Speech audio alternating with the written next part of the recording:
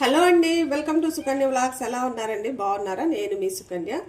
ఈరోజు మన రెసిపీ వచ్చి పాతకాలం నాటి దిబ్బ రొట్టె అంటారు, డేషా రొట్టె అంటారనమాట. దీన్ని చాలా సింపుల్గా ఈజీగా మనం ఇంట్లో చేసుకునేది, చాలా రుచిగా ఉంటుంది అనమాట. ఎందుకంటే ఇది అమ్మమ్మలు చేసిన పాతకాలం నాటి రెసిపీ అనమాట. ఇలా కానీ మనం ఇంట్లో చేసి పిల్లలకు పెట్టామనుకో హెల్త్కి చాలా మంచిదండి. కాళ్ళు నొప్పులు, నడుముల నొప్పులు, చాలా బలహీనంగా ఉన్న ఆడపిల్లలకి ఇలా చేసి పెడుతూ ఉండండి, చాలా మంచిదనమాట. మంచి బలం ఇది అనేది, డేషా రొట్టె అనేది. దీని మీద కొంచెం నెయ్యి వేసి పిల్లలకు కానీ ఇచ్చామనుకో చాలా బాగుంటుంది.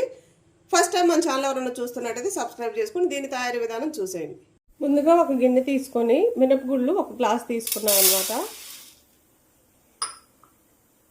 అలానే ఇంకొక గ్లాసు బియ్యం తీసుకోండి. గ్లాస్ మినపప్పు, గ్లాస్ బియ్యం బాగా నీళ్ళు వేసుకొని 2-3 సార్లు కడిగి మళ్ళీ మంచి నీళ్ళు పోసుకొని వీటిని నానబెట్టుకోవాలన్నమాట. ఒక 3 గంటలు నానితే చాలు. బాగా కడిగి 2-3 సార్లు వీటిని నానబెట్టుకుందాం. ఇప్పుడు ఇంకొక గిన్నె తీసుకొని మనం ఏ గ్లాస్తో అయితే బియ్యం అలానే మినపప్పు తీసుకున్నామో అదే గ్లాస్తో 2 కప్పుల దాకా ఇడ్లీ రవ్వ తీసుకొని ఇది కూడా బాగా ఒకసారి కడిగి ఇది కూడా సేమ్ నానబెట్టాలన్నమాట. అన్నీ కూడా ఒకేసారి నానబెట్టుకోండి.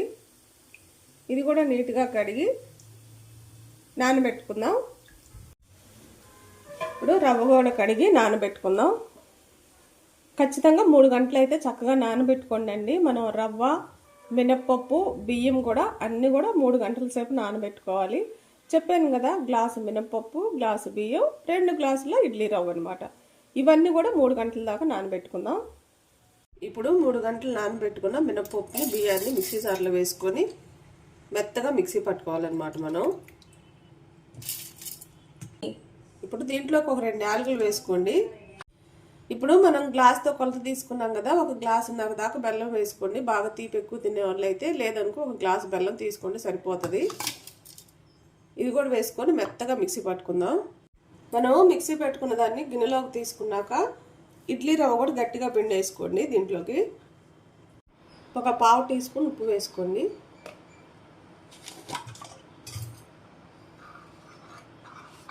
ఒక 1/2 టీ స్పూన్ దాకా తినే సోడా వేసుకోండి. కొంచెం ఎండు కొబ్బరి పొడి వేసుకోండి.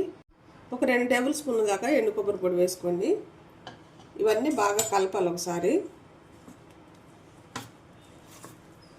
ఇప్పుడు స్టవ్ వెలిగించుకొని బాండీ పెట్టుకుని ఒక 4 టేబుల్ స్పూన్ దాకా నూనె వేసుకోండి. నూనె కొంచెం వేడవనిద్దాం. నూనె వేడైనాక మనం కొంచెం దీంట్లో వేసుకుందాం. చిన్నవి కావాలా, పెద్దవి కావాలా, ఏ సైజు కావాలంటే ఆ సైజు వేసుకోండి. నేనైతే కొంచెం పెద్దవి వేస్తున్నాను.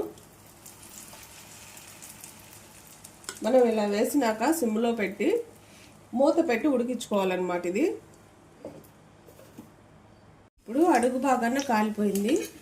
రెండో వైపుకు దీన్ని తిప్పుకోవాలన్నమాట జాగ్రత్తగా.